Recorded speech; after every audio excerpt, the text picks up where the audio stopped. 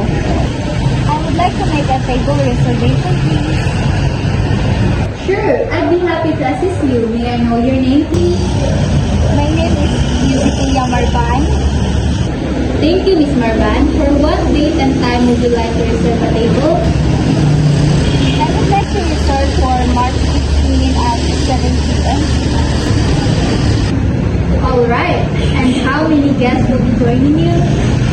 For one person only. Okay, thank you. May I have your number, please?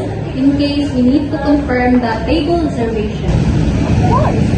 0985 322 Okay, thank you. Do you have any special requests, such as birthday setup or seating preference? Yes, I would like to have a table near the window. Possible. Thank you, Ms. Marban. We will do our best to prepare a window seat for you. So much. The reservation for Ms. Marban on March 15 at 7 p.m. is now confirmed. Please arrive at 10 minutes before your reservation time. Okay. You're welcome. We look forward to serving you. Have a great day.